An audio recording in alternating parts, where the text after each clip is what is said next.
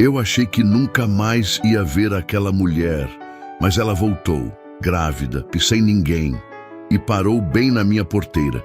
Eu podia fechar e esquecer tudo, ou abrir e destruir o pouco que restava de mim. Só que o que ela me contou naquela noite mudou tudo, até sobre esse filho. Se esse vídeo apareceu para você, é porque essa história vai te emocionar e arrepiar. Então, já se inscreve no canal se você gosta desse tipo de história e comenta aí de qual cidade você está assistindo.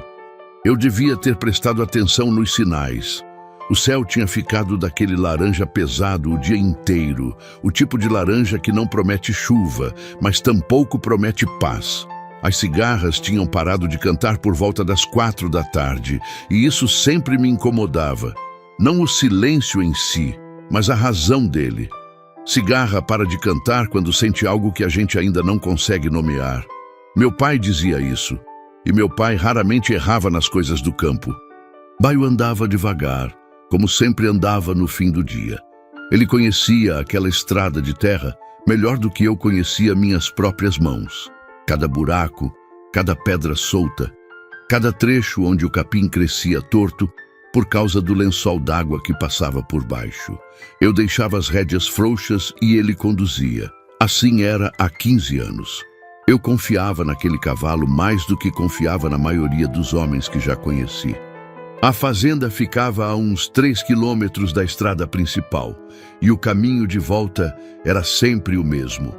Passava pela cerca velha dos Borges, cruzava o córrego do Sapo, que só tinha água de verdade em dezembro, subia uma lomba suave com ipês dos dois lados e terminava na minha porteira de madeira grossa, a mesma que meu avô tinha colocado 40 anos atrás e que eu nunca tive coragem de trocar, mesmo quando a madeira começou a rachar. Naquele dia, quando Baio chegou na lomba e eu avistei a porteira lá embaixo, ele parou. Não parou porque eu mandei. Parou por conta própria. Ficou com as orelhas em pé, aquela postura que ele assumia quando farejava algo fora do lugar.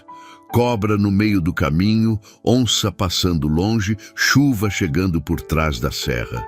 Eu segui o olhar dele e por um momento não entendi o que estava vendo. Tinha uma figura na frente da porteira, pequena de longe, imóvel. Com o sol batendo de viés, era difícil distinguir mais do que uma silhueta escura contra a poeira branca da estrada. Pensei primeiro num andarilho.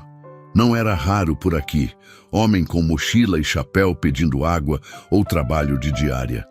Pensei depois num vendedor de Bíblia, daqueles que aparecem de 2 em 2 meses com aquela cara resignada e um sorriso cansado. Mas Baio não parava para andarilho, nem para vendedor. Ele era acostumado com gente estranha. Eu dei um leve toque no flanco dele e ele desceu a lomba devagar. À medida que a distância foi diminuindo, os detalhes foram aparecendo um a um, como quando a vista cansa de forçar e de repente foca. Vi uma mala velha no chão, uma daquelas malas de lona, cinza ou bege, difícil dizer com aquela luz. Vi cabelos pretos soltos, despenteados pelo vento. Vi os pés descalços na terra vermelha. Vi a postura. Não era de quem estava de passagem. Era de quem havia chegado. E então vi a barriga. Grande, alta, redonda como o mundo. Baio parou sozinho de novo, uns 15 metros antes da porteira. E eu fiquei ali, sem mover, sem respirar direito, sentindo qualquer coisa descer pela minha espinha que não era frio, porque calor era o que havia, mas que se parecia com frio de um jeito que eu não sabia explicar. Ela virou, e o que tinha restado da tarde desapareceu de vez. Elsa. O nome passou pela minha cabeça antes de qualquer pensamento, antes de qualquer reação, antes de qualquer coisa que eu pudesse controlar. Só o nome, limpo e direto como uma faca. Elsa. Como se aquelas 4 letras tivessem ficado guardadas debaixo de tudo. Debaixo do trabalho, debaixo dos anos, debaixo do silêncio que eu fui construindo tijolo por tijolo para não precisar ouvir mais nada dentro de mim. E agora tivessem subido todas de uma vez sem pedir licença. Eu a olhei. Ela me olhou. Nenhum dos dois falou. O vento passou entre nós, carregando o cheiro de terra seca e alguma coisa mais antiga, mais funda, que não tem nome no dicionário. Baio bufou baixinho, aquele bafo quente de cavalo cansado, e aquilo foi o único som por um tempo que não sei dizer quanto durou. Elsa estava mais magra, o rosto tinha aquela magreza de quem passou por coisas que não aparecem em foto. Os olhos eram os mesmos, escuros, diretos, aquele jeito de olhar que sempre me fez sentir que ela via dentro das coisas, não só a superfície delas. Mas havia algo novo naqueles olhos agora, algo que eu não soube nomear de imediato. Levei um tempo até entender que era cansaço, não o cansaço do corpo, mas o outro. O que fica quando a pessoa carregou peso demais por tempo demais. A mão dela tremia. Eu vi porque estava procurando onde não olhar, e os detalhes vinham de todo lado. A mão tremia, os lábios estavam secos e ela não tinha sapato. Em estrada de terra, com sol de fim de tarde, sem sapato, com uma barriga de 8 meses. Ela não pediu nada, só ficou ali. E aquele silêncio era uma pergunta. Eu desci de baio devagar. Os pés tocaram o chão e eu senti a terra firme debaixo das botas, como quem precisa confirmar que está acordado. Amarrei as rédeas no mourão de cerca sem tirar os olhos dela. Caminhei até a porteira. Parei com a madeira entre nós. Ela disse meu nome. Só isso, meu nome. Com uma voz que eu não ouvia faz anos e que soou estranhamente igual ao que eu guardava na memória. Como se o tempo não tivesse conseguido mudar aquilo. Por dentro, alguma coisa foi pelos dois lados ao mesmo tempo. Amor e raiva, dor e alívio, ódio e saudade. Tudo misturado num nó que eu não soube desatar. Por fora, fui pedra. Olhei para a barriga. Ela não desviou o olhar. E eu soube, naquele instante, que aquela mulher tinha percorrido uma distância que eu não conhecia, carregando um peso que eu não entendia, e tinha parado ali, naquela porteira, naquele fim de tarde, naquele lugar que um dia foi de nós dois, porque não tinha mais para onde ir. Ou porque aqui era o único lugar onde ela ainda se autorizava a existir. Não sei qual das duas era a verdade. Talvez as duas. Pensei em fechar. Pensei em dizer que não havia espaço, que a fazenda era pequena, que eu não estava em condições, que havia passado muita água por baixo da ponte. Pensei em dizer que ela tinha sido a única pessoa a me partir do jeito que não se conserta.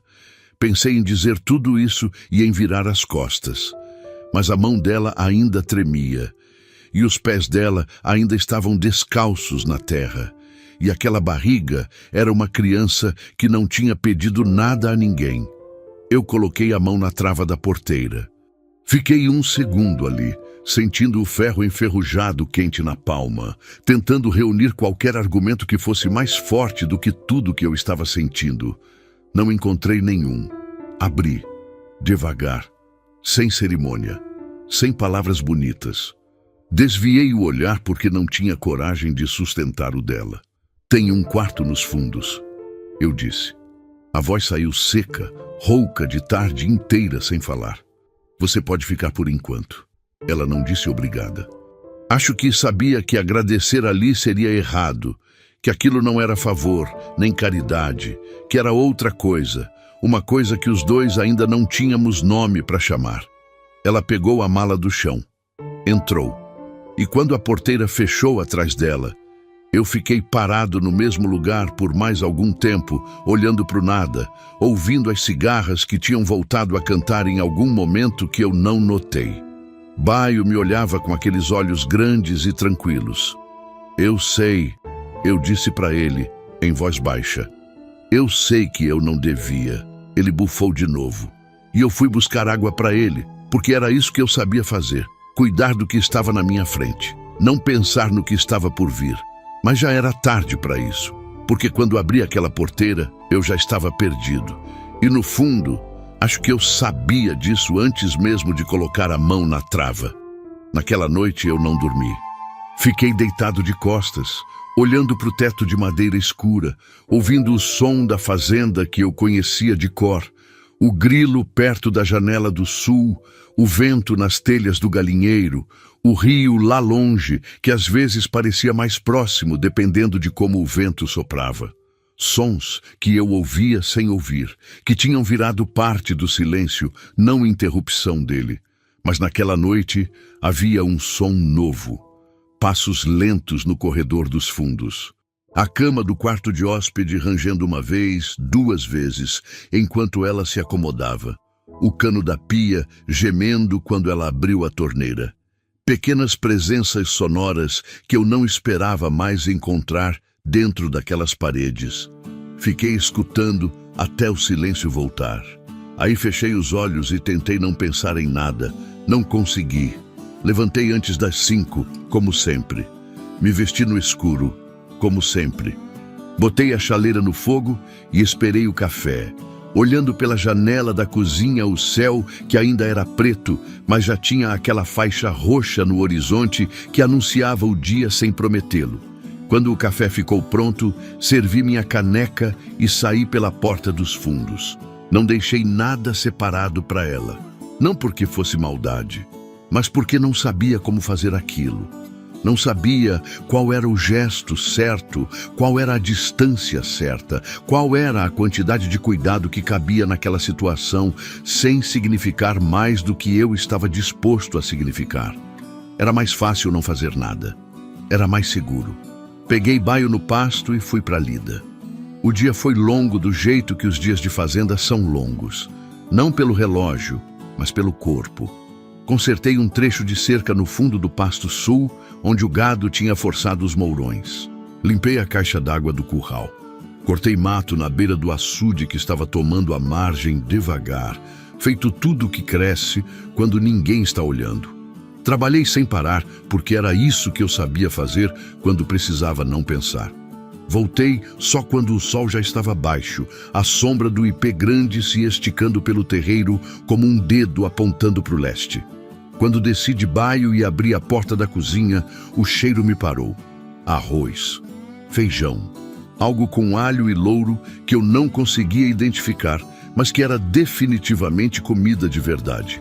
Não a comida apressada que eu preparava para mim mesmo, sem tempero, sem cuidado, só o necessário para manter o corpo funcionando. Ela estava de costas, mexendo uma panela. Ouviu a porta e não virou. Eu também não disse nada. Fui até a pia lavar as mãos. Ouvi o barulho de prato sendo posto na mesa. Me sequei no pano pendurado no gancho e virei. A mesa estava posta para 2. Simples. Sem floreio, sem cerimônia, mas posta. Havia um copo de água no meu lugar, o copo azul que eu usava todo dia, que ficava num armário que ela obviamente tinha precisado abrir e vasculhar para encontrar. Aquilo me incomodou de um jeito que eu não soube nomear, se era irritação ou outra coisa. Me sentei. Ela se sentou do outro lado, com um prato menor, comendo com aquela postura reta que ela sempre teve, aquele jeito de ocupar o espaço, sem parecer que estava pedindo desculpa por existir. A gente comeu em silêncio. O feijão estava bom. Melhor do que bom. Estava com aquele gosto que eu não sentia faz tempo, de comida feita com atenção. Não falei nada sobre isso. Ela não me olhou mais do que o necessário. Quando terminei, levantei, lavei meu prato, disse boa noite com a voz que eu usava para falar com desconhecido em cartório, seca, funcional, sem abertura, e fui para o meu quarto. Assim foram os primeiros dias. Ela cozinhava, eu comia, agradecia com o mínimo. Ela não cobrava mais. A gente dividia aquele espaço como 2 ímãs do mesmo polo, próximos o suficiente para sentir a força, distantes o suficiente para não se tocar. Eu saía antes do amanhecer, voltava com o entardecer. No meio, ela existia na casa de um jeito que eu percebia pelos rastros. O cheiro da comida, a louça limpa, um pano de chão que havia sido movido, a janela da sala que eu nunca abria e que ela começou a deixar entreaberta pela tarde. Não disse nada sobre a janela, mas passei a deixá-la aberta eu mesmo, pela manhã antes de sair. Foi na quinta-feira, ou sexta, não me lembro bem, que eu vi o jardim. Minha mãe tinha um jardim na frente da casa. Não era grande coisa. Algumas roseiras, um canteiro de manjericão, uns vasos de barro com samambaia que ela regava toda manhã com a mesma devoção com que rezava o terço. Quando ela morreu, o jardim foi morrendo junto. Eu não reguei. Não porque não quisesse, mas porque não sabia como fazer aquilo sem sentir o peso dela, sem lembrar do avental dela molhado, dos braços dela escuros de sol. Então, eu deixei secar. Naquela tarde, quando o baio subiu a lomba e a fazenda apareceu lá embaixo, eu vi Elsa agachada no canteiro, agachada com aquela barriga enorme, de cócoras, de um jeito que eu não entendia como ela conseguia sustentar, mexendo na terra com as mãos. Havia um regador velho de lata ao lado dela, o regador da minha mãe, que eu guardava numa prateleira do depósito e que não tocava faz anos. Fiquei parado na lomba mais tempo do que devia. Ela não me viu. Estava concentrada, passando a mão na terra, tirando folha seca, fazendo alguma coisa que parecia cuidado. O sol batia nas costas dela, e ela tinha o cabelo preso de qualquer jeito, e havia terra no joelho da calça. Algo dentro de mim se moveu de um lugar fundo. Sacudi a cabeça e desci a lomba mais rápido do que precisava. Naquela noite, na cama, fiquei pensando no jardim. Não no jardim em si, no que ela estava fazendo nele e no que aquilo significava, ou o que eu estava com medo que significasse, porque havia uma diferença entre alguém que usa uma cozinha por necessidade e alguém que pega o regador guardado no depósito e vai até o canteiro abandonado e começa a trabalhar a terra. Uma é sobrevivência. A outra é outra coisa. E eu não queria nomear. Numa manhã, o café estava feito quando eu desci. Não só o café. Havia pão aquecido na chapa e um pires com banana que ela tinha colhido do pé que ficava do lado do galinheiro, banana nanica pequena e doce que eu quase nunca colhia porque ficava esquecendo. Ela não estava na cozinha quando desci. Já tinha voltado para o quarto ou para o jardim, não sei. Mas o café estava lá, quente, na hora certa, como se ela soubesse a que horas eu levantava.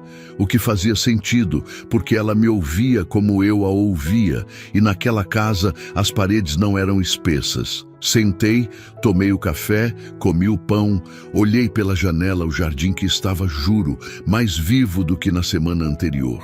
E senti alguma coisa que me deu raiva de sentir. Saudade, não dela. Não ainda, não de forma direta, mas de como a casa tinha sido uma vez, quando havia outro alguém nela. Quando o café era feito por alguém que não eu, quando a janela da sala ficava aberta, quando o jardim tinha cor. Tomei o café até o fim e lavei a caneca com mais força do que precisava. Foi no domingo que eu a vi parada na entrada do corredor com uma expressão que eu não tinha visto nos dias anteriores. Ela estava segurando um caderno velho, capa preta, desgastada nas bordas, um elástico marrom por volta, do tipo que envelhece e fica pegajoso com o tempo. Meu caderno. O estômago virou. Ela não sabia que eu estava ali. Tinha acabado de entrar pela porta dos fundos, sem fazer barulho, ainda com as botas na mão. Observei por 1 segundo, 2, sem conseguir me mover. Ela não abriu. Só segurava, com aquela expressão que eu não sabia ler. Não era curiosidade, não era julgamento. Era algo mais pesado. Como quem encontra uma coisa que estava procurando sem saber que estava procurando. Quando ela ouviu meu passo e ergueu os olhos, o choque nos dois foi simultâneo. Ela colocou o caderno de volta no lugar, em cima da estante, onde eu o mantinha havia anos, e não disse nada. Eu também não disse. Passei por ela sem parar. Fui até a cozinha. Bebi um copo d'água de costas para ela. Mas meu coração estava acelerado de um jeito que não era raiva. Era medo, porque aquele caderno era o único lugar onde eu nunca tinha mentido para mim mesmo. E se ela um dia o abrisse, enxaguei o copo. Pus na pia. Respirei fundo. Não mexa nas minhas coisas, eu disse, sem virar. Ela ficou em silêncio por um momento. Desculpa, ela disse, simples, Sem drama, eu fui para o quintal e fiquei lá até o escurecer, consertando uma coisa que não precisava ser consertada, só para ter onde colocar as mãos. Tem coisas que a gente enterra fundo, achando que a profundidade resolve. Não resolve, a terra só guarda. E o que a terra guarda, ela devolve na hora que bem entende, com chuva, com raiz, com o peso dos anos que empurra tudo de volta para a superfície. Eu sabia disso do campo. Sabia de semente, de adubo, de como o solo tem memória mais longa do que qualquer homem, mas fui burro o suficiente de achar que comigo seria diferente. Que comigo o enterrado ficaria enterrado. Elsa tinha chegado havia 11 dias, quando o passado começou a vazar. Foi por causa de uma cerca. No fundo do pasto leste, perto de onde o terreno começa a descer em direção ao brejo, havia um mourão que meu pai tinha fincado quando eu tinha uns 12 anos. Eu me lembrava do dia, ele me chamou para ajudar, me deu a marreta e eu bati com tanta vontade de mostrar que era forte que quase derrubei o mourão no lugar errado. Ele riu. Um riso curto, nasal, do tipo que ele usava quando achava graça, mas não queria exagerar. Me corrigiu sem humilhar. Disse que força sem direção era só barulho. Naquele mourão ainda havia uma marca que eu tinha feito com canivete quando tinha 15 anos. Iniciais que eu não vou repetir aqui. 2 letras e um coração tosco. Da época em que a gente ainda acha que gravar coisa em madeira é o suficiente para fazer o sentimento durar. Eu passei o dia inteiro trabalhando naquela cerca e em nenhum momento consegui não ver aquelas iniciais. 2E, o coração no meio. Eu a conheci num arraial de junho, em Niquelândia. Tinha 18 anos, ela tinha 17. Ela usava um vestido amarelo que não combinava com nada daquele lugar empoeirado. E por isso era a coisa mais bonita que eu já tinha visto. Dançava quadrilha com uma seriedade engraçada. Aquela testa franzida de quem leva até brincadeira a sério, e quando errava o passo ria de si mesma com uma liberdade que eu invejei na hora. Não me aproximei naquela noite. Fiquei olhando do lado de fora da roda de dança, com uma garapa na mão que esqueci de beber, e quando o arraial acabou, eu voltei para casa, achando que nunca mais ia ver aquela moça.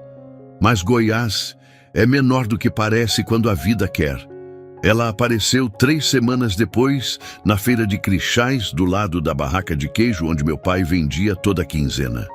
Chegou com a mãe dela, pediu um pedaço de queijo meia cura e quando ergueu os olhos, me viu parado ali feito poste. Reconheceu.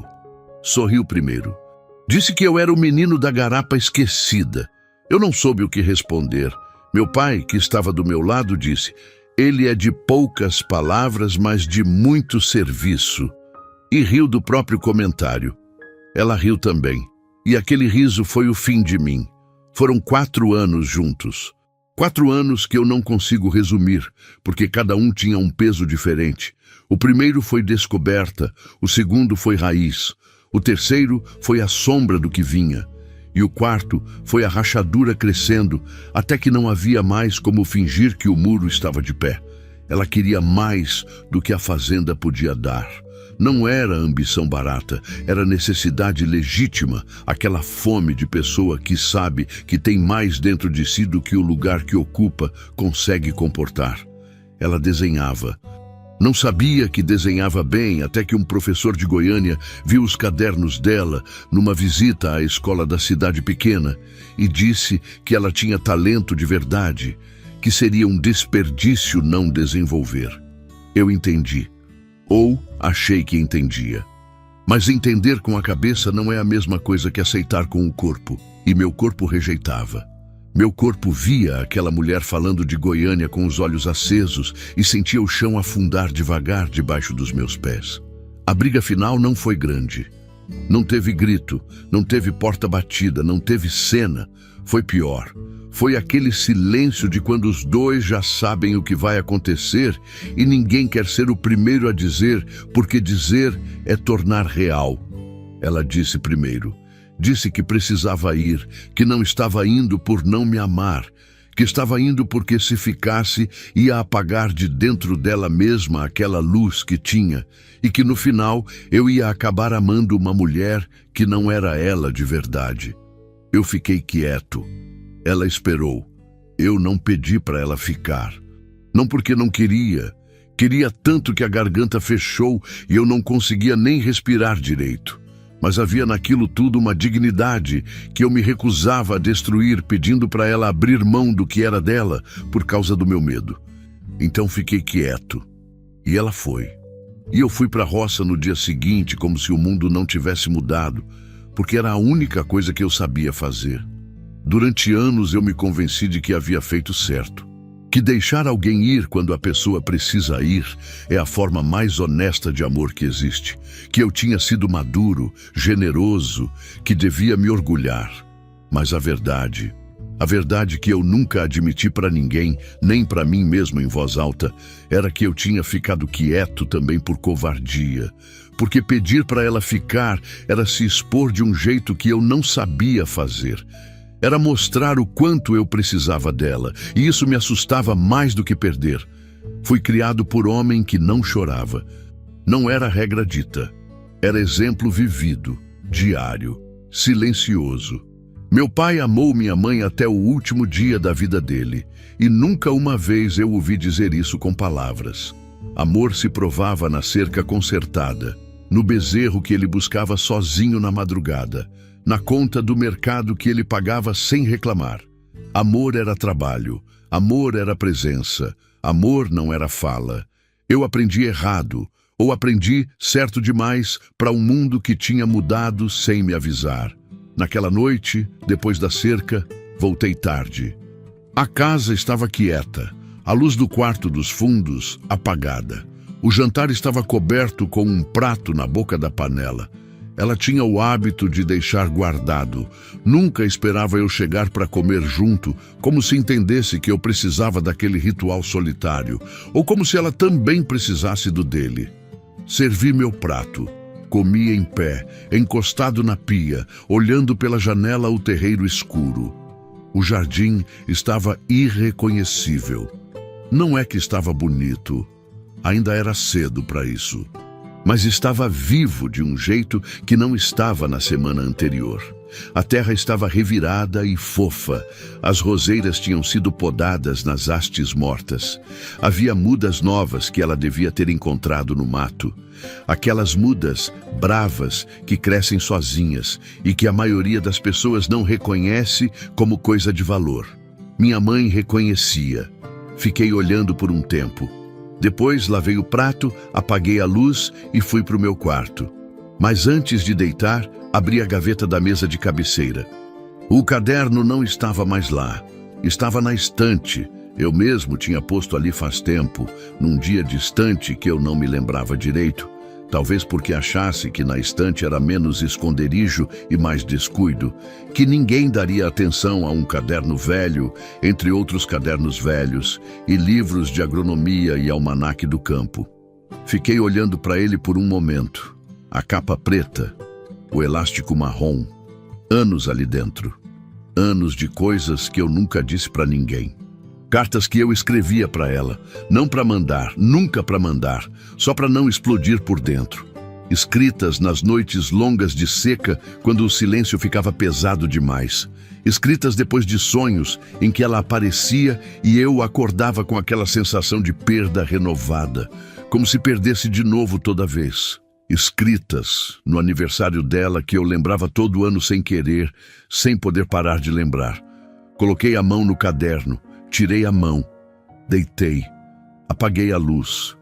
E no escuro daquele quarto que era meu desde sempre, e que nas últimas semanas tinha ficado diferente de um jeito que eu não saberia descrever, ouvi o vento entrar pela janela da sala. A janela que ela deixava aberta. A janela que eu tinha começado a abrir eu mesmo de manhã, sem admitir para mim mesmo por quê. Fechei os olhos. E pela primeira vez em muitos anos, dormi antes de resolver parar de pensar. Na manhã seguinte, quando desci, o café estava feito. Mas havia algo diferente na cozinha.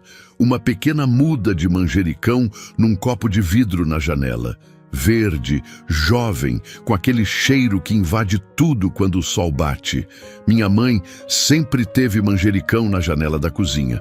Fiquei olhando para aquela muda por um tempo longo demais. Depois, tomei meu café sem dizer nada, mas não movi a muda do lugar. E quando voltei da roça naquela tarde, Elsa estava sentada na varanda com um papel no colo, desenhando qualquer coisa com um lápis de que eu não sabia a origem. Ela não me viu chegar, concentrada demais, aquela testa franzida de sempre, a língua levemente presa entre os dentes, como ela fazia quando estava focada. Eu a observei por um segundo. Ela era a mesma, e era completamente diferente. E isso era a coisa mais difícil, não a raiva, não a mágoa, não a distância. Era perceber que o tempo tinha passado nos dois de formas diferentes e que ainda assim havia algo ali que o tempo não tinha conseguido apagar. Entrei pela porta dos fundos sem fazer barulho, mas naquela noite, pela primeira vez, não fui direto para o meu quarto depois do jantar. Fiquei um pouco mais na cozinha, sem razão, sem desculpa. Só fiquei.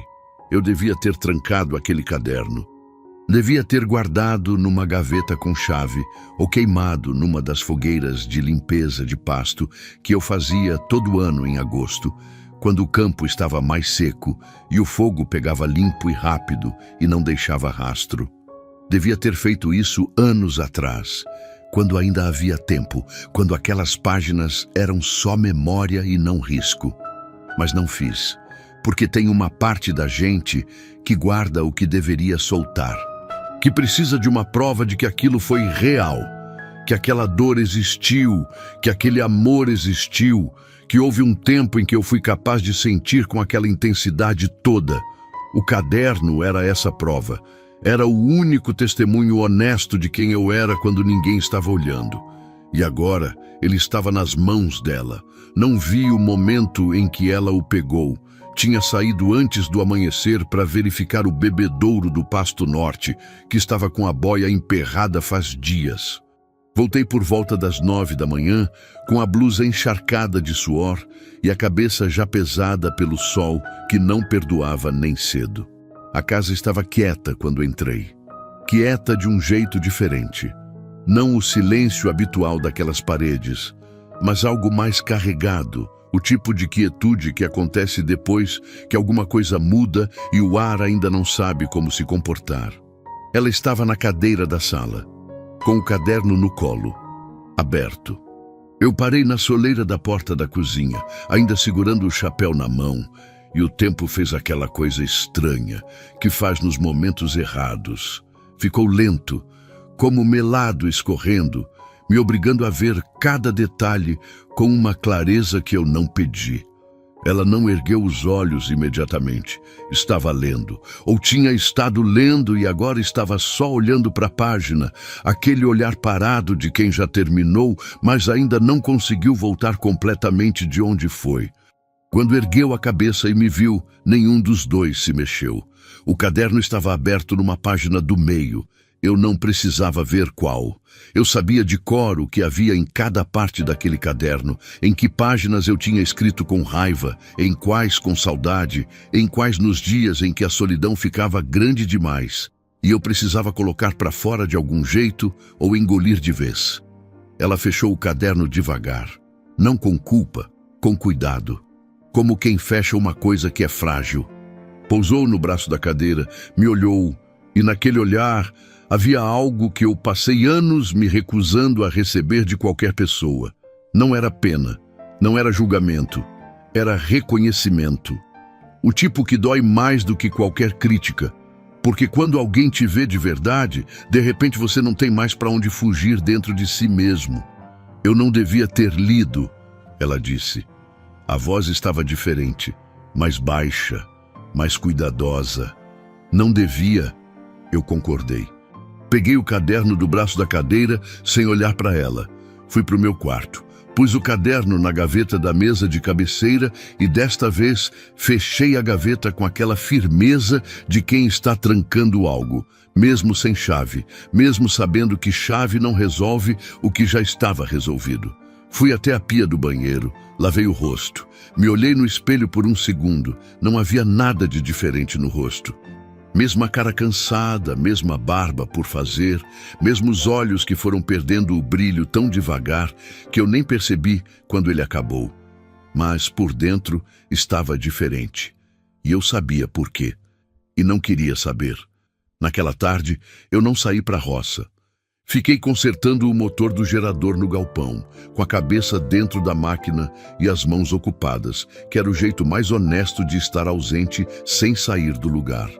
O sol entrou pela fresta da janela do galpão e foi se movendo pela parede enquanto as horas passavam, e eu, parafuso após parafuso, fui tentando me convencer de que aquilo não tinha importância, que era só um caderno, que ela tinha lido palavras velhas de um homem velho que não existia mais, que aquilo não mudava nada, mas ficava repetindo isso demais, e quando a gente precisa repetir alguma coisa muitas vezes, é porque a coisa não convence.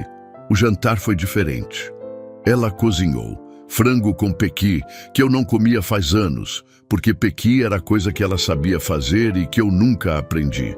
E o cheiro que tomou a cozinha quando eu entrei era tão específico, tão carregado de memória, que eu tive que parar na porta por um segundo. Sentamos, comemos, mas o silêncio daquela noite era diferente de todos os silêncios anteriores. Antes, havia distância no silêncio. Dois mundos separados que respeitavam o espaço um do outro. Agora havia consciência. Ela sabia o que eu tinha escrito. Eu sabia que ela sabia, e esse saber compartilhado transformava cada gesto, o jeito que ela pousava o garfo, o jeito que eu bebia a água, o espaço entre os nossos cotovelos na mesa, em algo que precisava ser navegado com cuidado. Quando eu estava quase terminando, ela falou. Tinha uma entrada de novembro, ela disse, sem preâmbulo, olhando para o prato. Você escreveu que acordou com cheiro de chuva e se lembrou de uma tarde na beira do rio quando a gente era novo.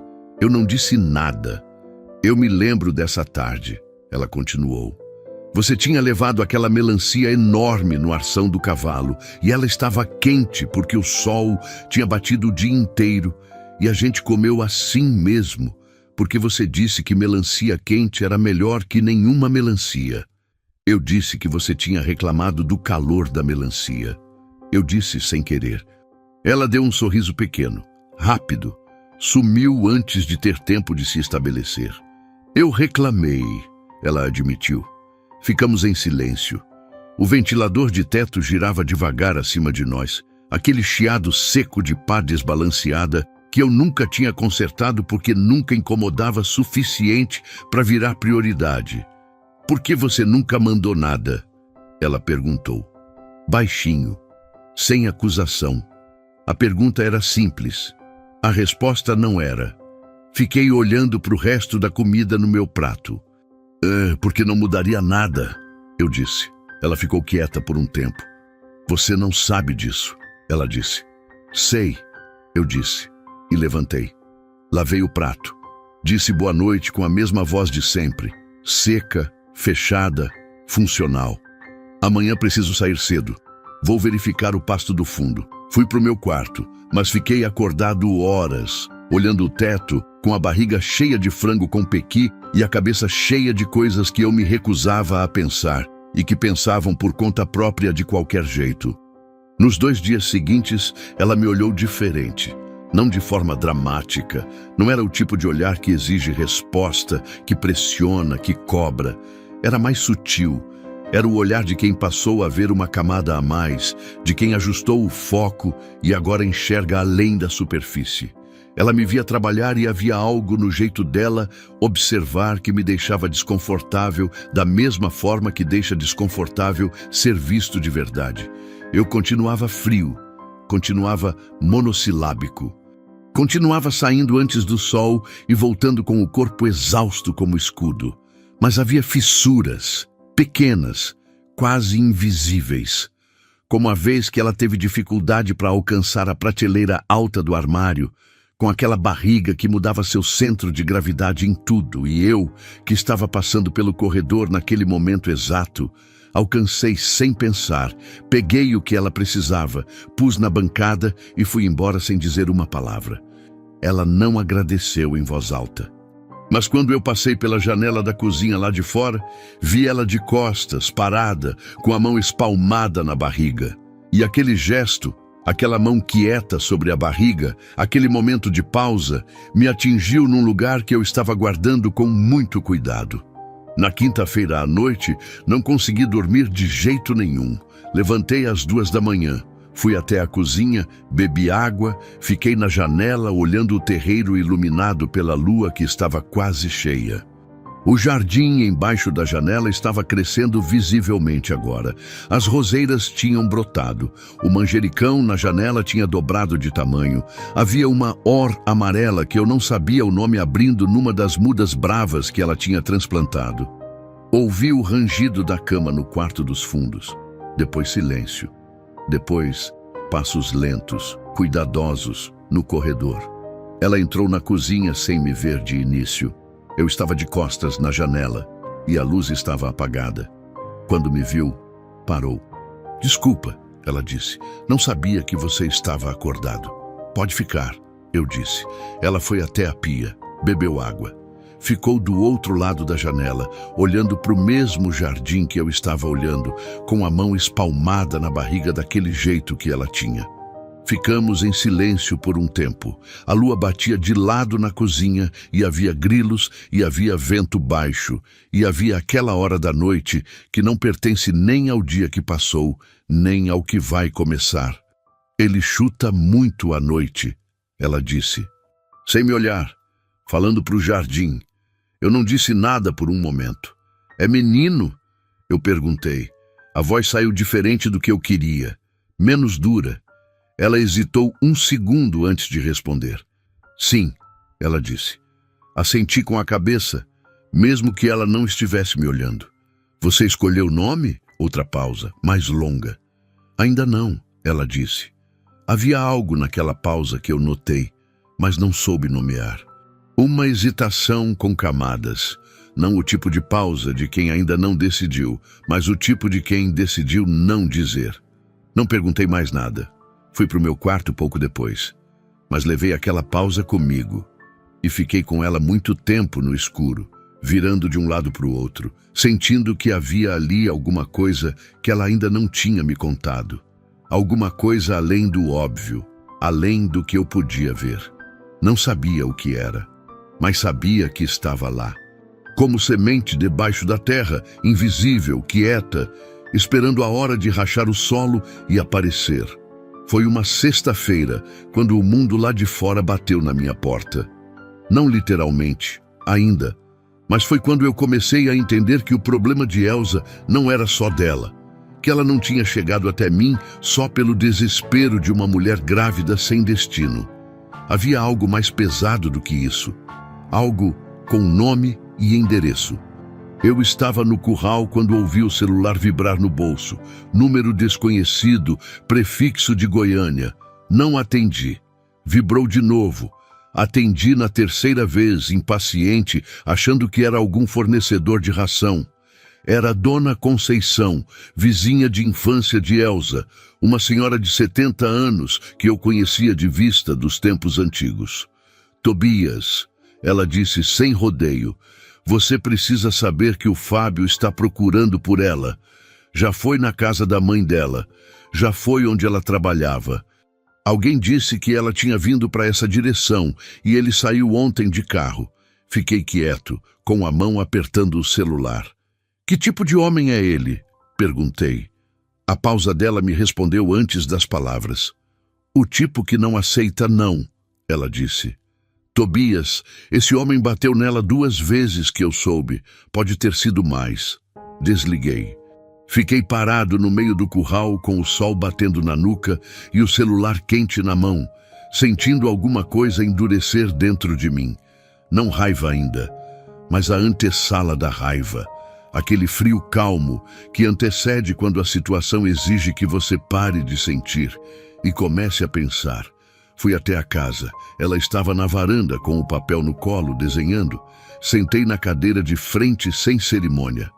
Me conta sobre o Fábio, eu disse. O lápis parou. Ela não ergueu os olhos imediatamente. Quando ergueu, havia algo que eu reconheci. Vergonha, não do tipo covarde, mas do tipo doído, de quem passou por coisa que não merecia e ainda carrega o peso disso como se fosse culpa própria. Como você soube? Ela perguntou. Dona Conceição ligou. Ela fechou os olhos por um segundo, suspirou fundo. Aquele suspiro de quem estava carregando algo pesado e sabia que ia ter que pousar no chão. Me contou. Tinha 2 anos com ele. Homem de dinheiro, dono de construtora em Goiânia, charmoso no começo do jeito que homem perigoso frequentemente é. A violência não veio de uma vez. Veio devagar, como vem sempre. Primeiro no tom de voz, depois na mão. Quando ela percebeu o tamanho da armadilha, já estava dentro dela. Quando descobriu a gravidez, tentou ir embora. Ele não deixou da primeira vez. Da segunda, ela conseguiu, mas sabia que ele estava atrás. Ouvi tudo sem interromper. Quando ela terminou, havia um silêncio diferente entre nós. Não o silêncio de distância, mas o de 2 pessoas que estão no mesmo lado de alguma coisa. Ele sabe que você está aqui? Perguntei. Ainda não, ela disse. Mas ele vai descobrir. Quando? Dias. Talvez menos. Levantei. Então a gente tem dias, eu disse. E a gente vai usar. Naquela tarde eu fiz 3 coisas. Liguei para o Eudes, meu vizinho do Pasto Norte, homem de confiança que eu conhecia desde criança, e pedi para ele ficar de olho na estrada principal e me avisar se aparecesse carro desconhecido perguntando o caminho. Guardei o rifle no quarto, carregado, atrás da porta, não com intenção de usar, mas porque homem preparado pensa mais claro do que homem surpreso. E fui até o quarto dos fundos, bati na porta e quando ela abriu eu disse: você não sai dessa fazenda sozinha enquanto ele não for resolvido. Entendeu? Ela me olhou por um momento. Tobias, entendeu? Repeti. Ela assentiu. Virei e fui embora. Mas parei no corredor, de costas para ela, e disse sem virar: você devia ter me contado antes. Não esperei resposta. Nos dias seguintes, a fazenda ficou diferente. Não de forma visível. A rotina continuava, o sol nascia, o gado comia, o jardim crescia. Mas havia uma tensão nova no ar. Aquela tensão de quem está esperando algo que não sabe exatamente quando vai chegar. Eu dormia mais leve. Qualquer barulho fora do padrão, carro na estrada distante, cachorro do vizinho latindo diferente, me acordava e eu ficava deitado no escuro com os ouvidos abertos, até confirmar que era nada. Ela percebia, não falava. Mas havia um olhar de gratidão que ela às vezes deixava escapar antes de controlar. Rápido, involuntário, do tipo que a pessoa não planejou mostrar. Eu fingia não ver, mas via. Na quarta-feira, Eudes mandou mensagem às 10 da noite. 3 palavras. Carro parou. Perguntou. Fiquei olhando para o celular por um segundo. Depois fui até a janela e olhei a estrada escura lá longe, onde os faróis às vezes apareciam como olhos de bicho na escuridão do cerrado. Nada naquele momento, mas eu sabia. Ele estava chegando. E quando chegasse, a vida tranquila e fingida que eu estava construindo dentro daquelas paredes ia ter que mostrar do que era feita. A chuva começou por volta das 8 da noite. Não foi aquela chuva que avisa. Sem garoa, sem vento de chegada, sem aquele cheiro de terra molhada que antecede. Foi direta, repentina, como pancada de mão aberta. O céu abriu de uma vez e o mundo lá fora sumiu atrás de uma cortina branca que batia no telhado de zinco com um barulho que não deixava espaço para mais nada.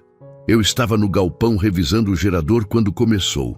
Corri para o alpendre e fiquei ali parado, olhando a chuva cair, sentindo o respingo frio no rosto, pensando em Fábio e na mensagem do Eudes e em tudo que podia acontecer nos próximos dias. Não estava pensando nela. Deveria estar.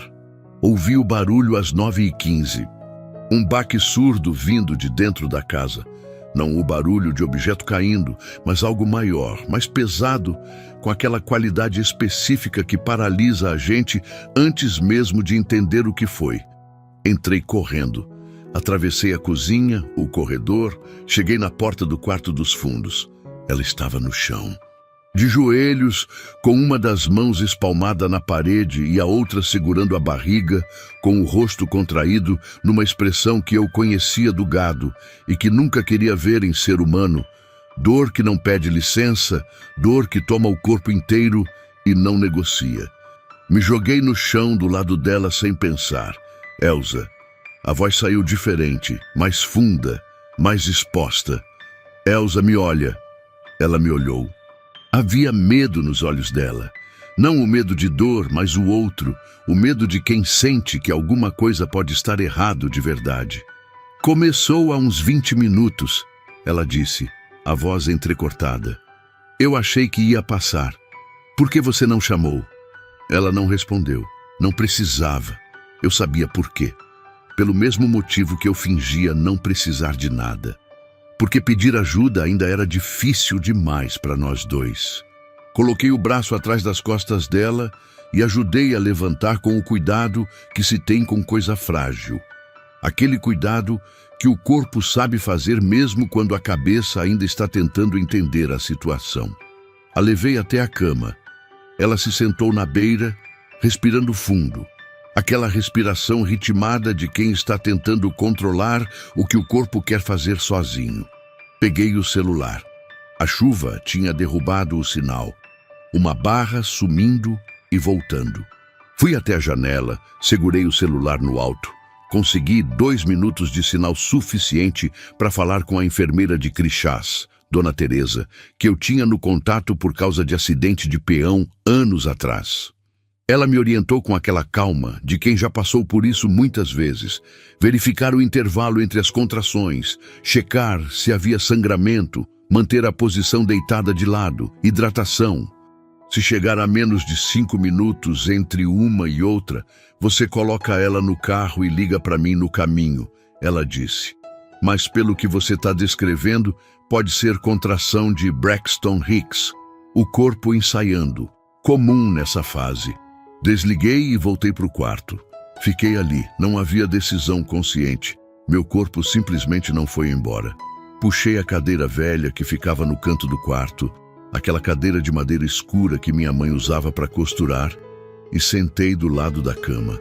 Elsa estava deitada de lado, com o rosto na direção da parede, respirando com aquele ritmo cuidadoso. Cronometrei as contrações no celular. 8 minutos, 10 minutos, 12 minutos. Foram espaçando. A chuva foi diminuindo lá fora, de pancada para chuvisco, de chuvisco para silêncio úmido. O telhado pingava nos cantos onde sempre pingava. O sapo do brejo começou a cantar lá longe, aquele canto de sapo satisfeito que só acontece depois de chuva boa. Por volta da meia-noite ela disse que a dor tinha passado.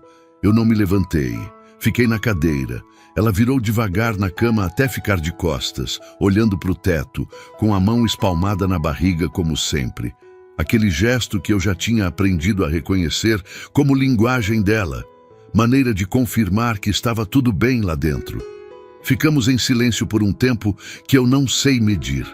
Tobias, ela disse. Obrigada. Não disse nada. Ela continuou olhando para o teto. Você tá com medo, ela disse. Não era pergunta. Tô cronometrando suas contrações de madrugada numa cadeira de costura. Eu disse. Não é medo, não. É loucura. Ela deu aquele riso baixo, involuntário, que ela não planejava dar. O riso que escapa antes da pessoa decidir se deve rir. Eu ouvi aquele riso e senti alguma coisa ceder dentro de mim, devagar, como um mourão de cerca velho que aguenta o último empurrão e dobra sem barulho. Não disse mais nada. Ela também não. Adormeci na cadeira. Não planejei. O corpo foi cedendo pouco a pouco, e de repente era madrugada alta, e eu estava de lado na cadeira, com o pescoço torto e a luz apagada, e o quarto estava quieto do jeito que fica, quando a pessoa ao lado está dormindo de verdade, respiração funda e lenta. Acordei por volta das 4, me endireitei na cadeira devagar, com cuidado para não fazer barulho. A luz da lua entrava pela janela e batia de viés na cama. E eu podia ver o perfil dela dormindo. Aquela barriga grande, aquela mão ainda espalmada sobre ela mesmo no sono. O rosto com aquela expressão que as pessoas têm quando dormem e param de se defender de tudo. Fiquei olhando por um momento que foi longo demais. Depois levantei, coloquei a cadeira de volta no canto e fui para o meu quarto. De manhã, me comportei como se nada tivesse acontecido. Era o jeito que eu sabia. Levantei, me vesti, tomei café antes dela acordar, saí para a roça. Fiz tudo no horário, trabalhei sem parar. Não pensei, ou tentei não pensar, na cadeira de costura, no riso baixo que escapou dela, no perfil dela dormindo com a mão na barriga. Quando voltei ao fim do dia, ela estava na cozinha, me olhou quando entrei. Havia algo diferente no olhar. Não era o reconhecimento do caderno, não era a gratidão de antes. Era outra coisa. Era o olhar de quem passou a noite pensando em algo e chegou numa conclusão que ainda não sabe se vai compartilhar. Comi o jantar, disse boa noite, fui para o meu quarto e ouvi, depois que apaguei a luz, o barulho dela lavando a louça no silêncio da casa. Aquele barulho simples de prato e água e mão cuidadosa. E fiquei deitado escutando aquilo por mais tempo do que eu admitiria para qualquer pessoa. Porque havia naquele barulho ordinário, naquele gesto cotidiano e sem importância, alguma coisa que eu tinha passado anos sem ter. Presença. Simplesmente presença. E eu odiava o quanto isso me fazia falta. Odiava mais ainda o quanto eu já estava acostumado com ela ali, porque acostumar era o perigo real.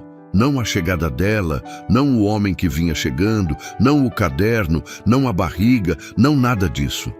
O perigo real era esse, que eu estava me acostumando com o barulho dela, lavando a louça à noite, com o café feito antes de eu descer, com o jardim crescendo, com a janela aberta, com a muda de manjericão na janela, com a ideia de que a casa estava habitada de novo. E que quando ela fosse embora, porque ela ia embora cedo ou tarde com o Fábio, resolvido ou não, com o filho nascido ou não, eu ia ter que aprender o silêncio de novo. E dessa vez ia ser mais difícil. Porque agora eu sabia exatamente o que estava faltando. Eu devia ter percebido pelos gestos. O campo ensina isso, que os sinais vêm antes do evento, sempre. A ema que cruza a estrada no sentido errado antes da chuva. O gado que se agrupa no centro do pasto antes da tempestade. O cavalo que fica inquieto na baia sem razão aparente horas antes do que ninguém ainda sabe que vai acontecer. A natureza não esconde o que está por vir. Ela anuncia. O problema é que a gente aprende a ler esses sinais no campo e esquece de aplicar nas pessoas.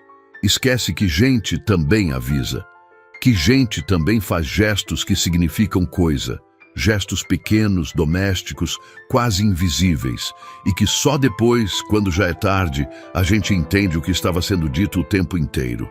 Elsa passou 3 dias me dizendo adeus, e eu não vi. Começou na segunda-feira com a casa. Eu saí antes do amanhecer, como sempre, e quando voltei no fim da tarde havia algo diferente. Não óbvio, não imediato, mas aquela diferença que o corpo capta antes dos olhos. Aquela sensação de que algo foi tocado, reorganizado, cuidado de um jeito que não era o habitual. A sala estava arrumada de uma forma que eu não sabia que era possível naquela sala.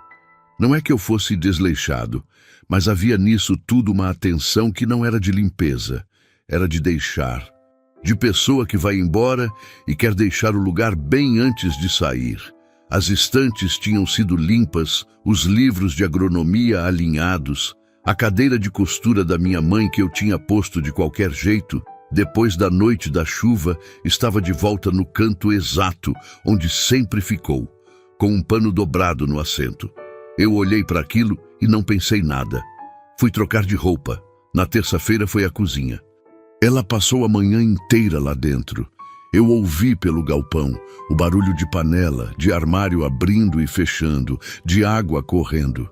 Quando entrei para almoço, havia 3 potes de vidro em cima da bancada, cheios, tampados, com etiqueta escrita à mão. Feijão temperado que só precisava esquentar. Frango cozido temperado para virar o que eu quisesse. Arroz cozido para 2 dias. Comida preparada com antecedência. Comida de quem não vai estar aqui para cozinhar. Eu olhei para o pote do feijão e li a etiqueta com a letra dela. Aquela letra arredondada e inclinada que eu reconhecia desde que tinha 18 anos. E algo passou pela minha cabeça rápido demais para eu segurar. Mas eu deixei passar. Servi meu prato. Comi. Lavei. Saí. Na quarta-feira foi o jardim. Aquela tarde eu tinha voltado mais cedo porque Baio tinha torcido um tendão leve na saída do brejo e eu não quis forçar o caminho. Quando desci dele no terreiro, vi Elsa no canteiro. De joelhos na terra, apesar da barriga, aquela barriga enorme que limitava tudo e que ela teimava em ignorar quando estava fazendo algo que considerava necessário. Ela estava plantando, não podando, não regando, plantando, colocando mudas novas no canteiro com aquele cuidado de mão que sabe o que está fazendo, apertando a terra em volta de cada muda com os dedos, como quem está garantindo que a coisa vai pegar raiz. Eu fiquei parado no terreiro com as rédeas na mão, olhando. Havia algo naquilo que me apertou o peito de um jeito que eu não soube nomear na hora. Só depois, muito depois, eu entenderia o que era. Ela estava plantando coisas que não ia ver crescer. Estava fazendo o jardim para deixar. Para que quando ela fosse embora, houvesse algo vivo naquele lugar que continuasse crescendo sem ela. Como se quisesse deixar uma parte de si encravada na terra daquela fazenda. Cuidei de Baio no galpão por mais tempo do que precisava. Quando voltei para o terreiro, ela já tinha entrado. As mudas novas estavam na terra, direitas, com a terra bem apertada em volta. Eu parei na frente do canteiro por 1 segundo. Depois entrei. Na quinta-feira à noite, depois do jantar, ela foi diferente.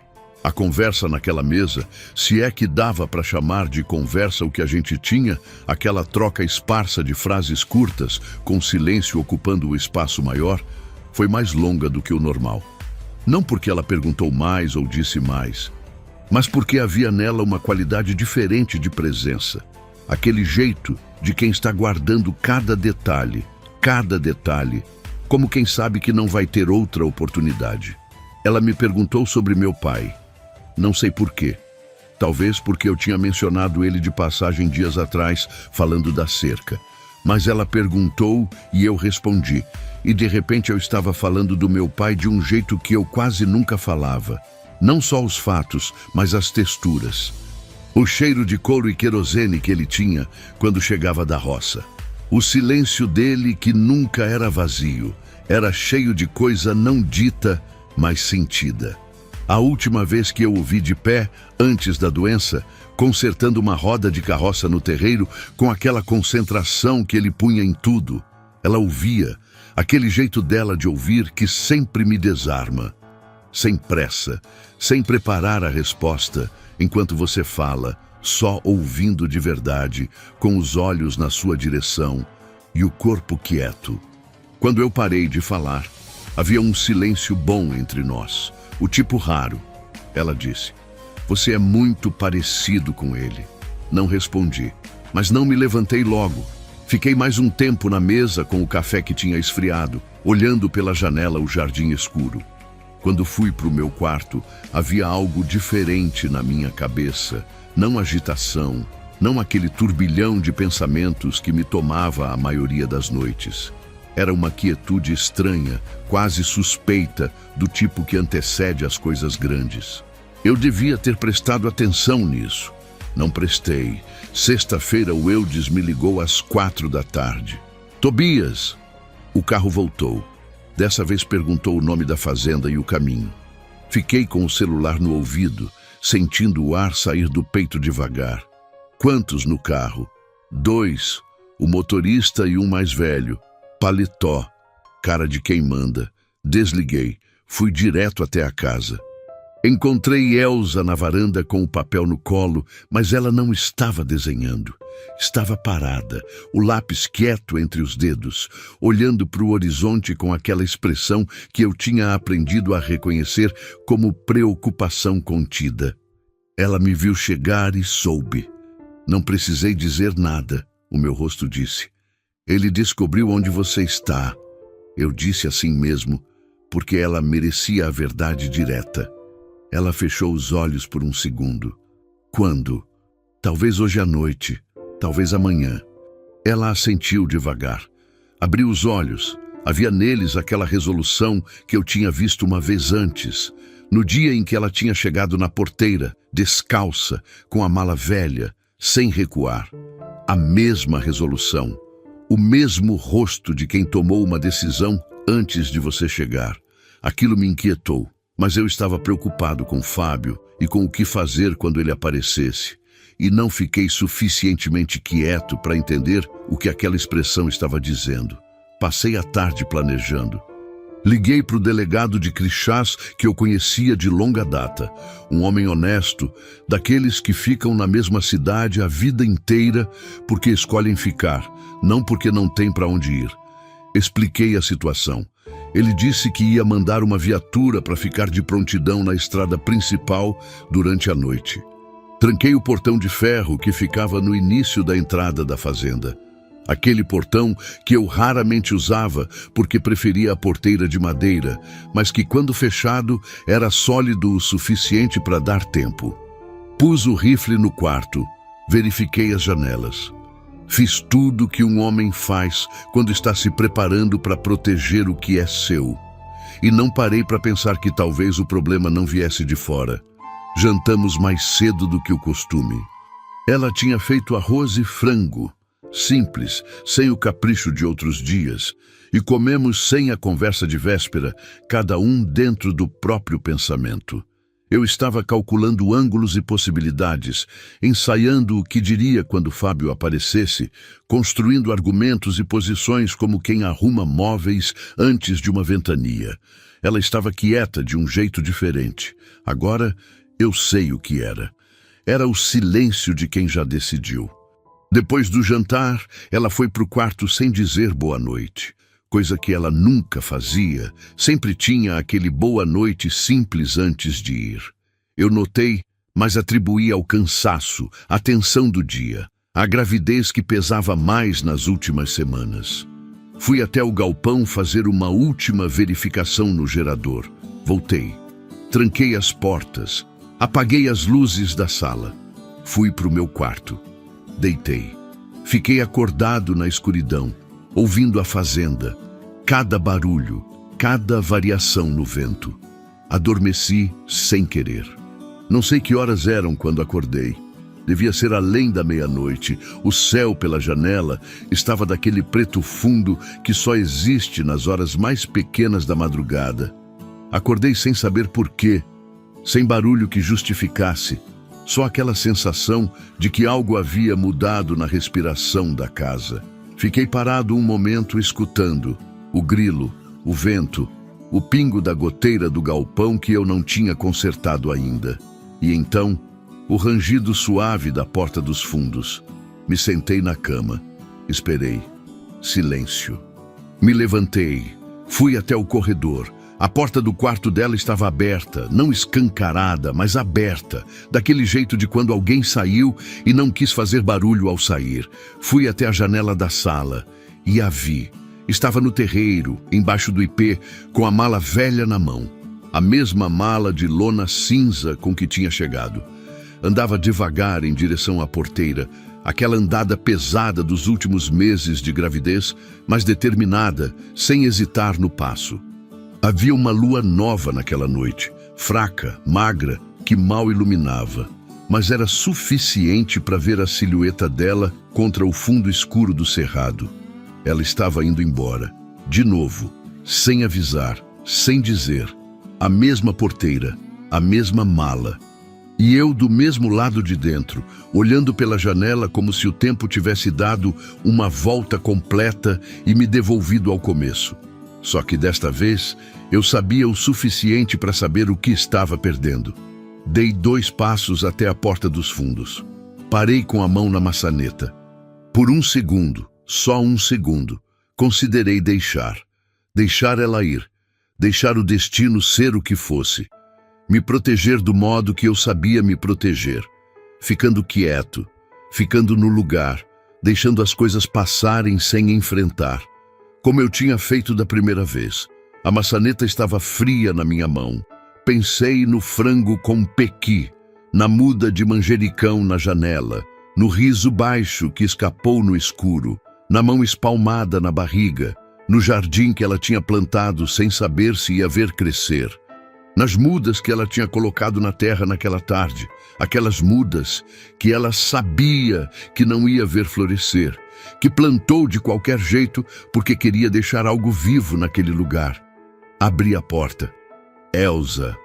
A voz saiu mais firme do que eu esperava. Ela parou, não virou. Ficou de costas para mim, imóvel, com a mala pendendo da mão, a barriga enorme alterando o equilíbrio do corpo, os cabelos soltos na noite. Eu desci os 2 degraus do alpendre e parei no terreiro, com a terra fria e úmida debaixo dos pés descalços, o mesmo chão que ela pisara descalça na primeira noite.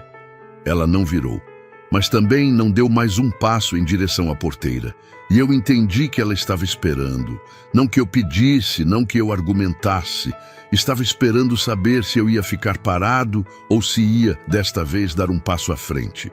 O vento passou entre as árvores com aquele som de cerrado à noite.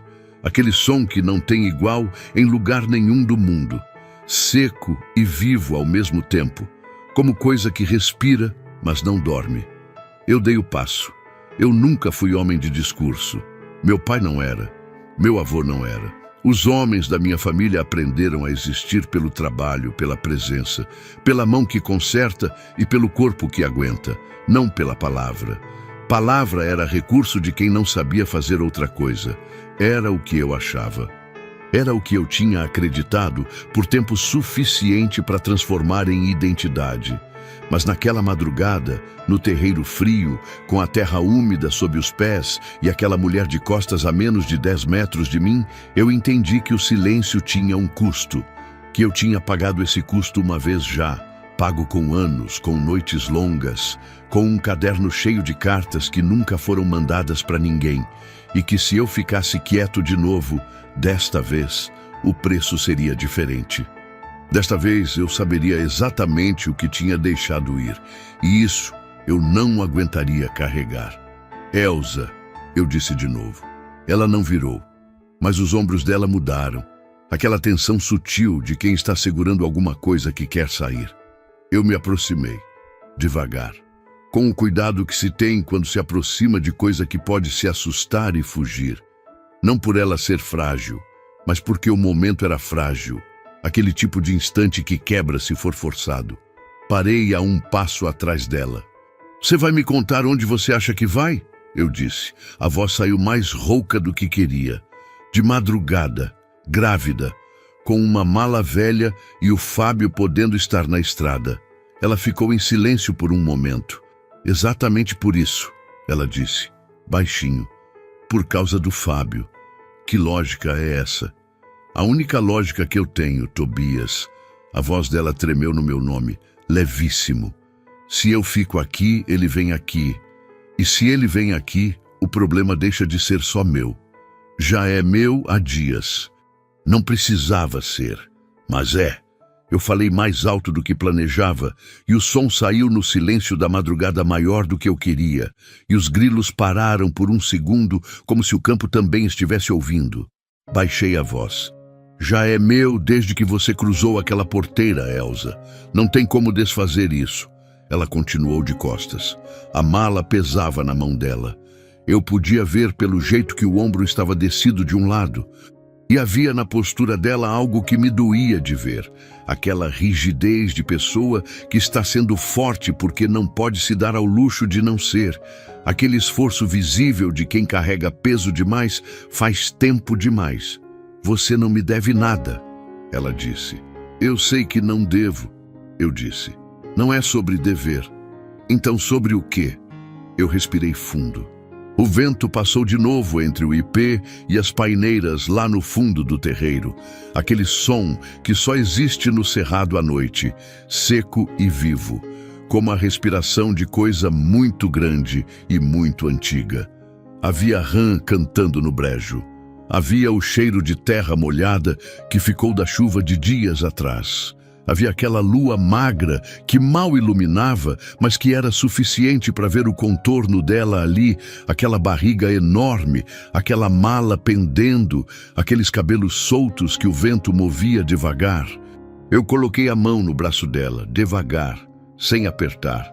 Ela não se mexeu, mas senti o braço dela tensionar e depois aos poucos ceder, como quem estava segurando alguma coisa que ficou pesado demais para continuar segurando.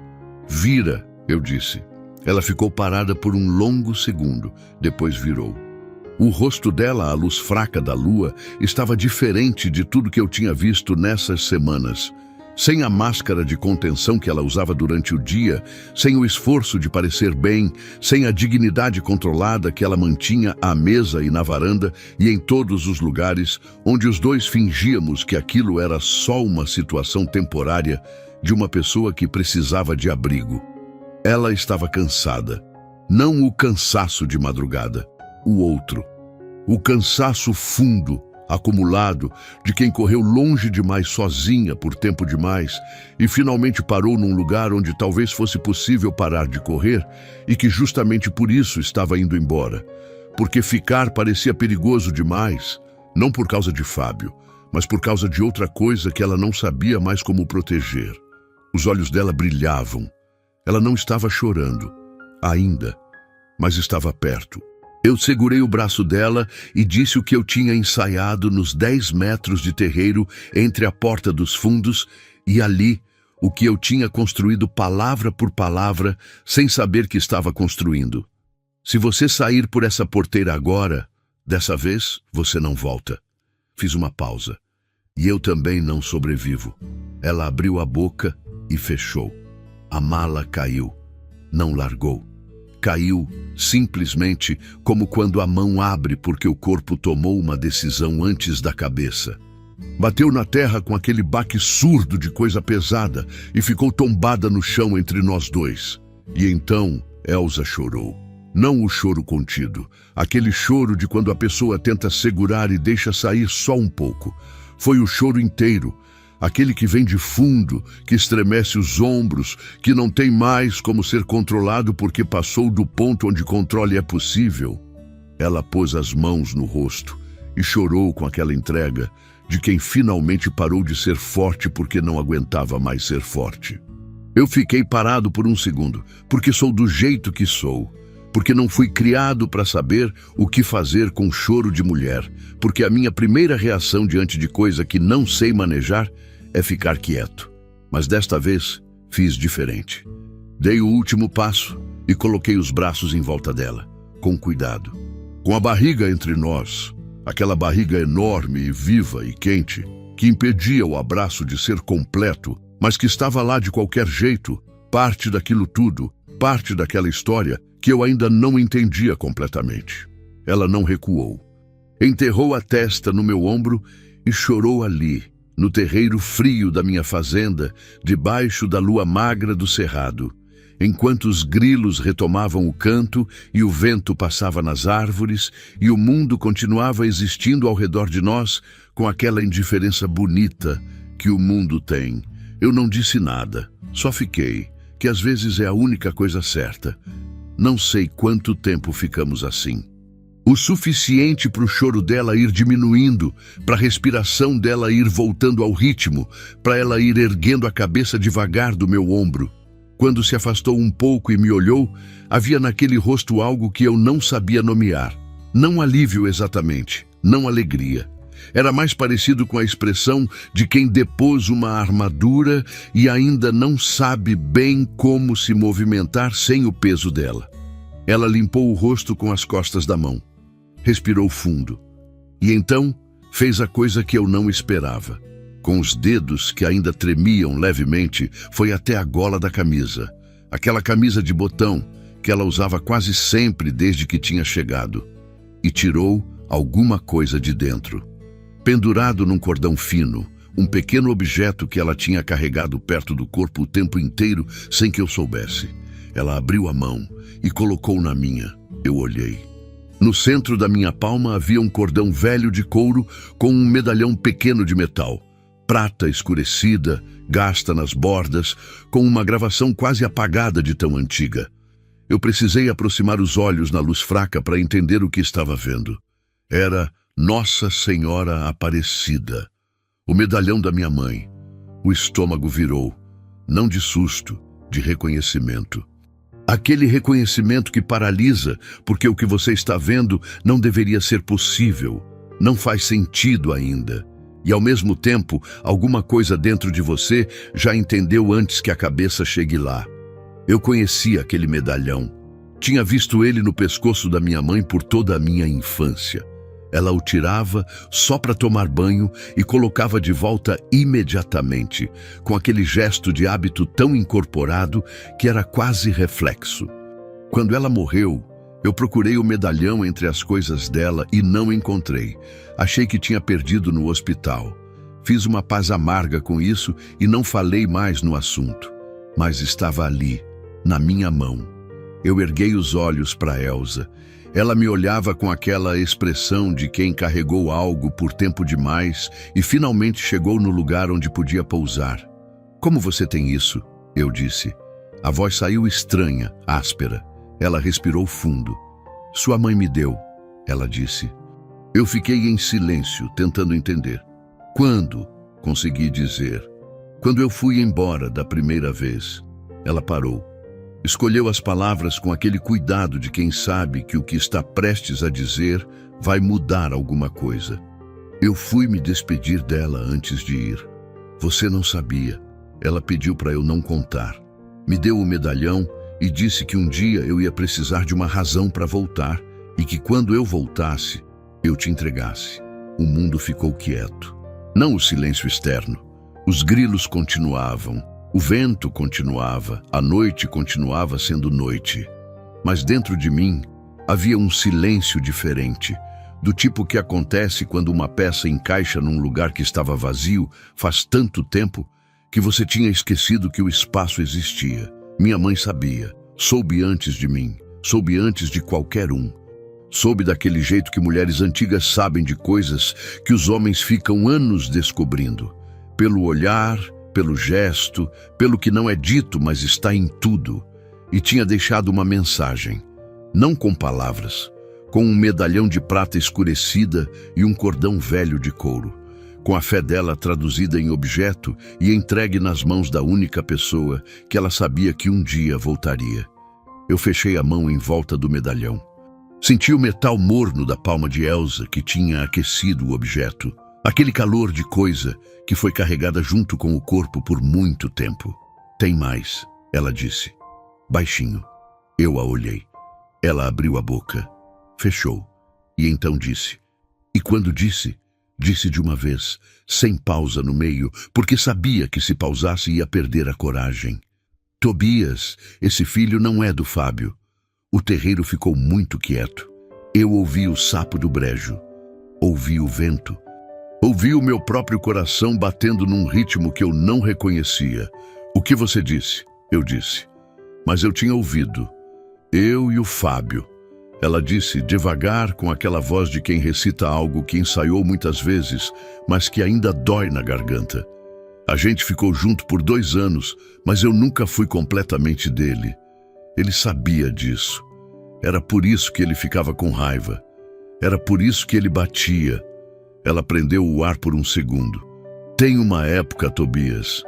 Tem uma época que eu passei por Crixás, num feriado, a trabalho. Eu passei pela sua fazenda. Eu parei do lado de fora da porteira por um tempo. Não entrei. Mas parei.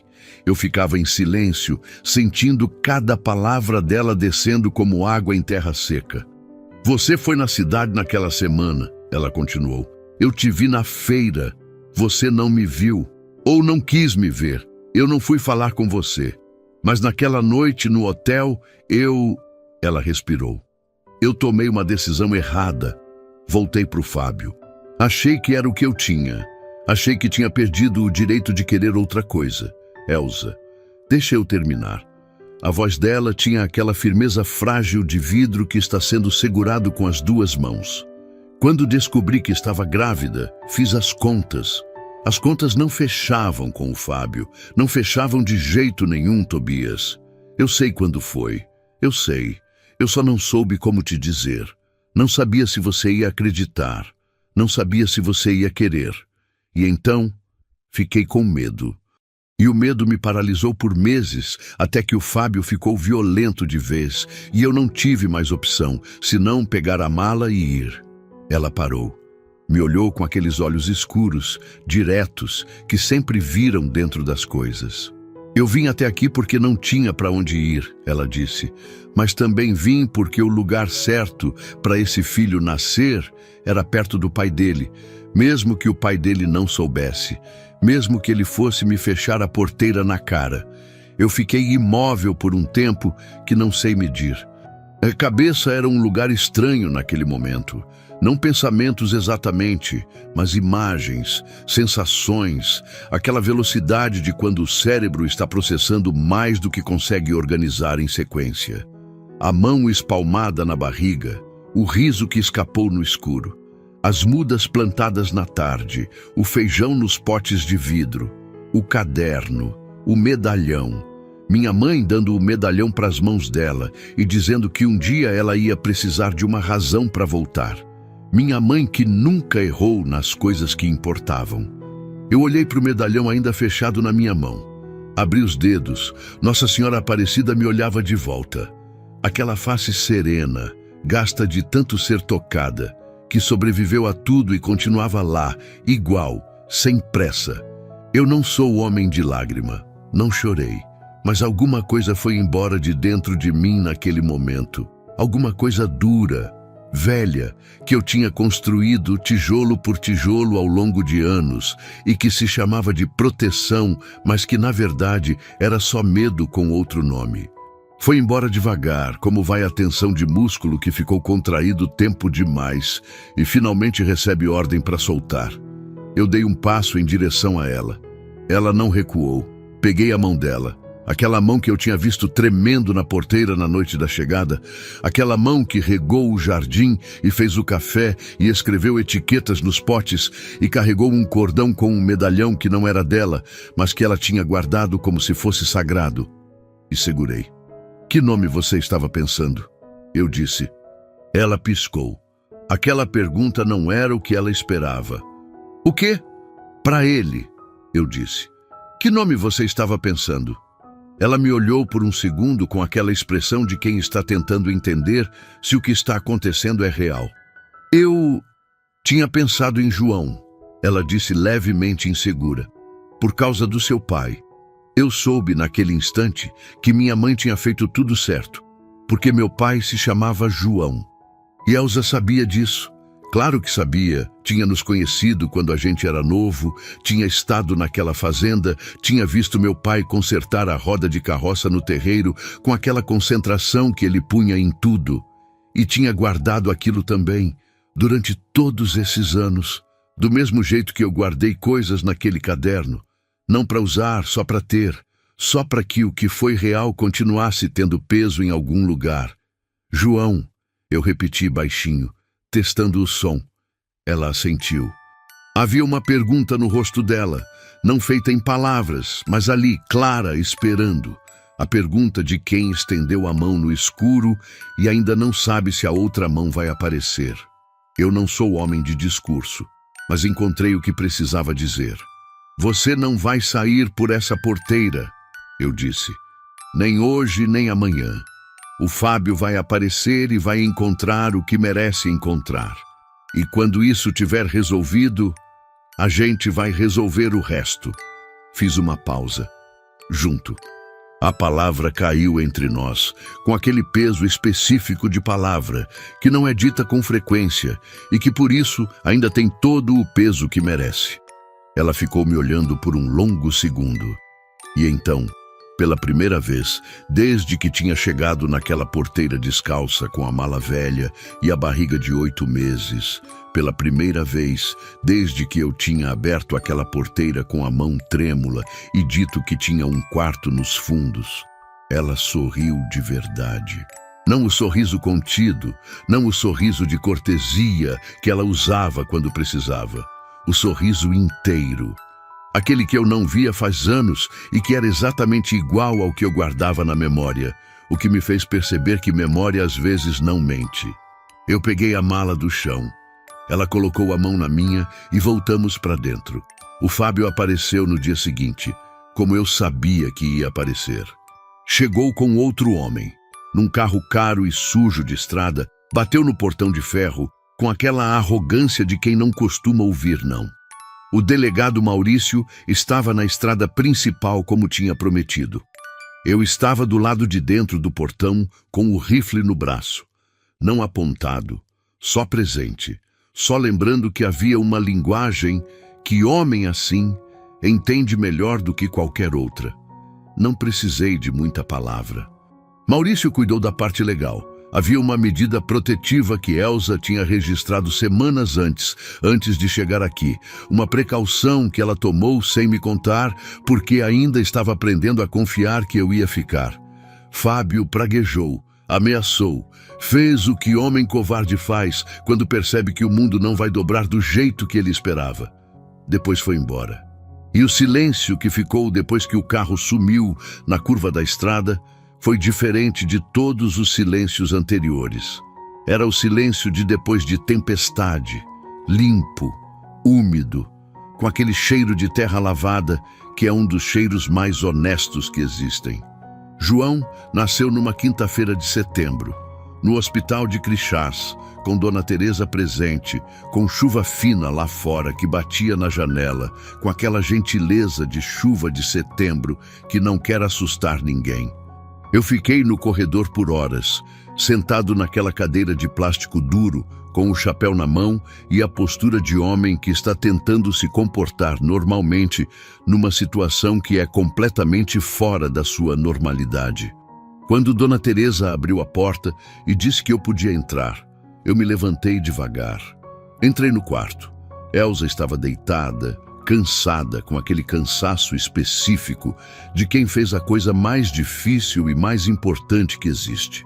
E nos braços dela havia uma coisa pequena, enrolada em flanela branca, com aquele rosto fechado e sério de recém-nascido que ainda não aprendeu a confiar no mundo.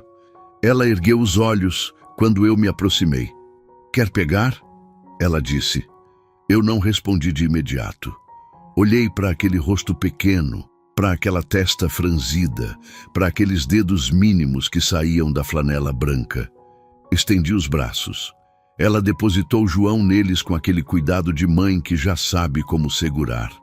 E eu fiquei ali parado, no quarto do hospital, com a chuva fina lá fora, com aquele peso mínimo nos braços que era ao mesmo tempo a coisa mais leve e mais pesada que eu já tinha sustentado, sentindo alguma coisa começar dentro de mim que eu não tinha nome para chamar ainda. Não era alegria exatamente, era maior do que alegria. Era o tipo de coisa que acontece quando a vida resolve te dar de volta, de uma vez, tudo que você tinha passado anos achando que tinha perdido para sempre. João abriu os olhos por um segundo. Aqueles olhos escuros de recém-nascido que ainda não focam em nada, mas que olham para tudo. E então fechou de novo, satisfeito, como se tivesse verificado que o mundo estava em ordem e decidido voltar a dormir. Eu sorri.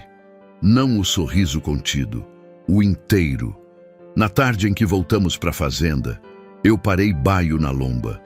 O mesmo lugar onde eu tinha parado semanas atrás, quando vi a silhueta dela na porteira pela primeira vez.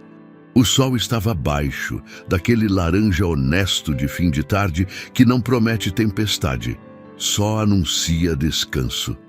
A fazenda lá embaixo era a mesma. A porteira de madeira grossa do meu avô, o ipê no terreiro, o galinheiro de telhado torto, o jardim que estava, juro, mais vivo do que eu já vi em anos. Elsa estava do meu lado, sentada no banco do caminhonete com João dormindo no colo, olhando para a mesma coisa que eu olhava. Em casa, ela disse, baixinho, não para mim, para ela mesma ou para o filho, ou só para confirmar em voz alta o que estava sentindo. Eu desci a lomba devagar. A porteira abriu como sempre abriu, com aquele rangido de madeira velha que eu nunca consertei, porque era parte do som da fazenda, parte do som de tudo que era meu. Entrei, e quando fechei a porteira atrás de nós três, ouvi as cigarras, cantando. Todas de uma vez, com aquela intensidade de quando retomam depois de muito silêncio. Aquela intensidade que é quase celebração, que é o campo dizendo que está tudo bem, que o perigo passou, que pode descansar. Eu coloquei a mão no bolso. O medalhão estava lá, quente da minha palma, suave de tanto ter sido tocado por mão que amava. Olhei para o céu que estava se fechando em laranja e roxo, aquele céu de cerrado que não tem igual, aquele céu enorme e generoso que cobre tudo com a mesma indiferença bonita. Pensei na minha mãe. Pensei que ela sabia, sempre soube, e que tinha guardado, naquele medalhão pequeno de prata escurecida, uma mensagem que eu só estava lendo agora, com os pés na terra da fazenda dela, com a mulher que ela escolheu de volta, com um filho de 9 meses dormindo no banco do caminhonete. A mensagem era simples, do jeito que as coisas verdadeiras são simples, que amor que é de verdade não se enterra. A terra guarda e devolve na hora que bem entende. Que o silêncio tem custo, mas que nunca é tarde para abrir a porteira. Que coragem não é não ter medo, é ter medo e abrir assim mesmo. Devagar, sem cerimônia, sem palavras bonitas, só abrir.